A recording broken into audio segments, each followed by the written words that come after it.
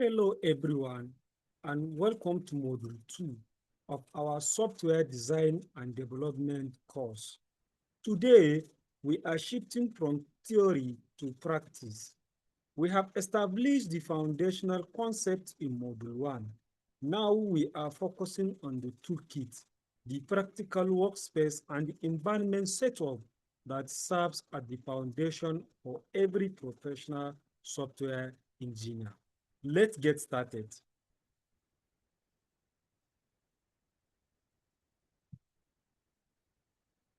Here is the roadmap for this session.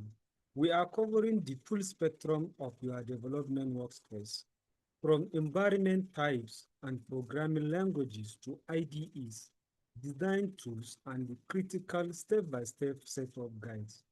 We will also dive into Git, troubleshooting, and the professional best practices that ensure your development environment is secure, scalable, and reproducible.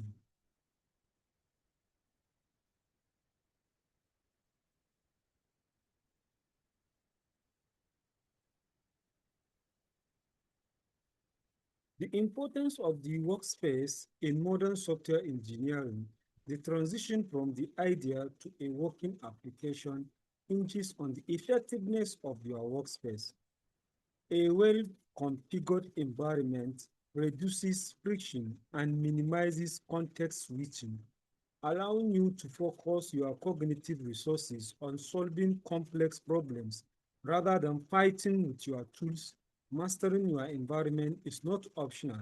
It is the workshop in which your craftsmanship is honed.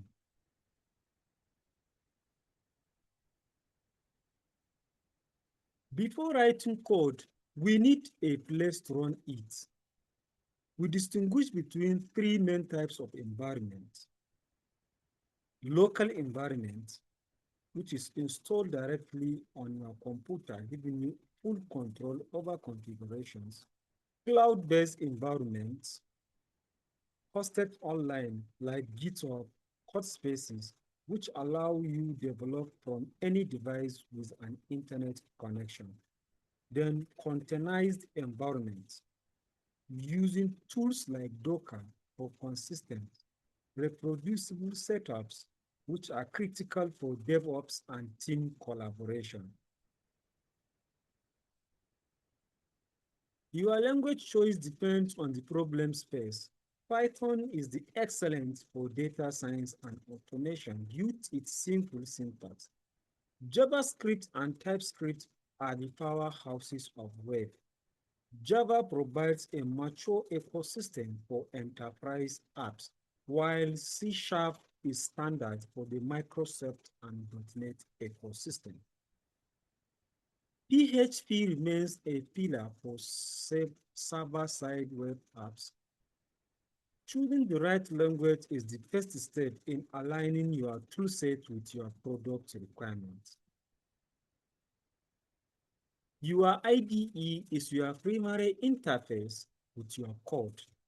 Features like IntelliSense for code compilation, integrated debuggers, and linting are not nice to haves. They are essential productivity boosters. Whether you choose Visual Studio Code, IntelliGG, or PyCharm, the goal is the same. Leverage the tool to automate formatting, manage dependencies, and speed up your workflow. Professional engineering is fundamentally collaborative. Git allows us to track history and manage branching, while cloud platforms like GitHub or GitLab facilitate teamwork flows, code reviews, and backup. Your daily workflow should always involve initializing repositories, adding changes, committing with descriptive messages, and pushing to a remote server. Never rush into coding without a plan. Prototyping tools are essential to validate user flow and align stakeholders on requirements before you write back-end logic. Figma is a standard for collaborative UI UX, while Adobe XD and Balsamic offer unique strengths in vector design or low fidelity wireframing. These tools drastically reduce rework by catching UX issues early in the design phase. Let's look at a practical professional setup. When installing Python, always ensure you add to paths during installation. For Visual Studio Code, install extensions like Pylons and Gitlines immediately. Most importantly, use virtual environment for every single project. Never install packages globally on your system. This ensures that dependencies from project A never conflict with project B. What does a professional project start to look like? It follows a consistent pattern. You create your directory, initialize your Git repository, and define your structures such as SRC, test, and docs folders. You must create a .gitignore file immediately to keep junk files out of your repository. Only then do you write your test code and perform your test commits. Standardization is the key to clean project management.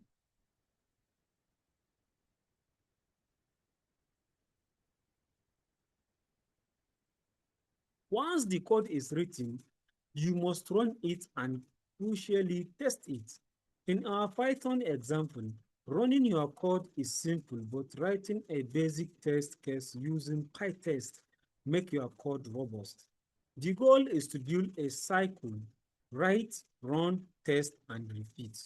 You don't test your code, you don't truly know if it works.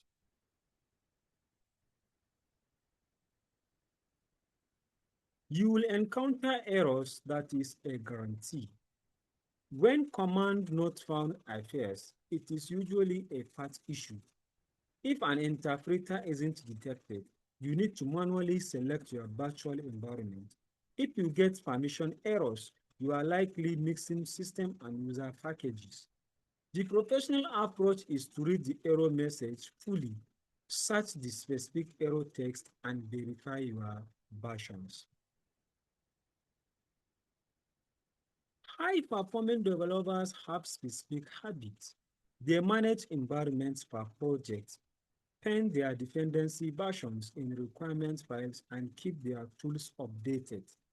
They also prioritize collaboration readiness, which means standardizing configurations so that any team member can clone your repo and get it running immediately without a headache. Let's close with professional hygiene. Do's and don'ts. Always use virtual environment. Test your setup on a clean machine before sharing and writing disruptive commits. Message using prefix like fix or fix.